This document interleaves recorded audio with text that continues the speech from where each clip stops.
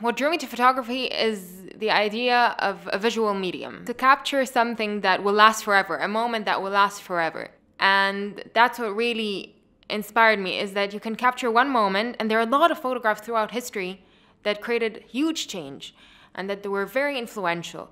And to have an impact on the audience that you're targeting, that's what drew me to photography. My project is called Class Struggle. Every day on my way to university, I see there's a discrepancy between the people living in Tagama, in this area, in Fifth Settlement, and the people working on the streets. I spoke to the people. Usually don't really have to, but I did because I wanted to know what they were doing. I talked to someone, I wanted to take their photographs. They said, no, take photos of our merchandise. For example, vegetables they're selling or fruits, but don't take photos of us because they're afraid. They know that this is sort of illegal, like they have to have a proper license. So they were scared. And a lot of people told us, like, we're going to be jailed. They were afraid. So that is one story, for example, out of the many that I encountered. Some of them were really happy to be photographed, actually. And they live around those huge villas and huge buildings and cars and everything and those luxurious places. And they have to still struggle to survive. So I wanted to capture this difference.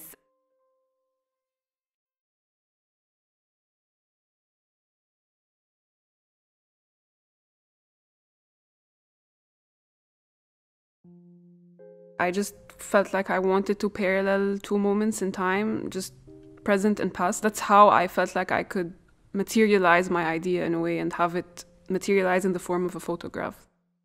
I'm really attached to the idea of family. The whole project was affected by her passing for sure, and how the atmosphere of the house changed. I just wanted to show people how time can change things and how this particular place that was once a very warm atmosphere gradually changed over time to become a very empty and vacant space.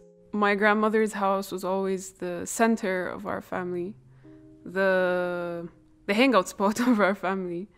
And as my grandma got sick, she developed Alzheimer's, and as it progressed, this does have a huge impact on the family dynamics and how it works. And because everything kind of pivoted around her, I feel like if she can't deal with us, then the whole dynamic kind of shifted, and that manifested in the atmosphere of her house and how people didn't come by anymore. Her house became gloomier and gloomier even when she was still alive. And so I feel like this was the main inspiration behind my project.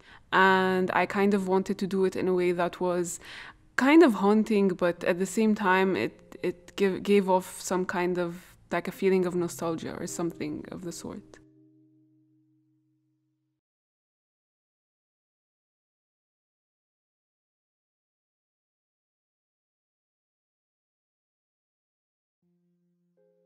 The main reason that I chose this project is because I want people to look at these photos and think.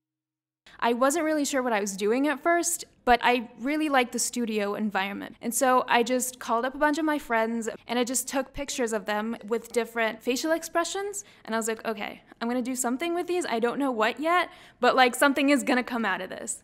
And so mostly with my editing process, I usually like to experiment a lot. And so I decided to sort of crop some of the images and see what effect that would make. At first, I wanted this to be just like a visual appeal to the picture, but I still wanted the colors to mean something. And so I decided to use, the colors that are mostly associated with each gender. I'm challenging the notions by using them in my photography.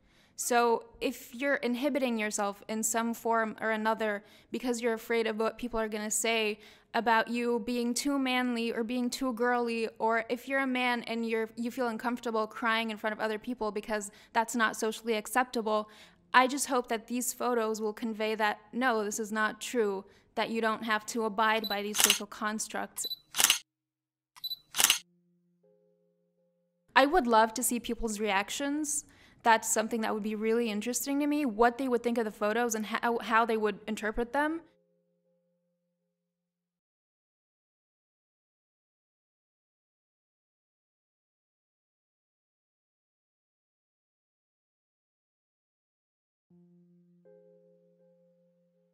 I've always really liked photography from a kid. I used to have those cameras, those disposable cameras, and I would take pictures of just the randomest things. So I felt more comfortable behind the lens of a camera. The inspiration for the project was very personal to me because as a woman in the Arab world, I feel very limited, very overlooked, very degraded. I did 3 sets of 3 photographs. Each one deals with a certain limitation of women in the Arab world. So I looked at the limitations culturally, religiously, and sexually, how women are conveyed as sexual objects and objectified in Egypt. What I really used in most of my photographs were the power of the female's eyes. They're the thing that really shows that there's someone there, and they're always gazing at the camera. They look very strong and proud. I wanted my project to be an act of resistance.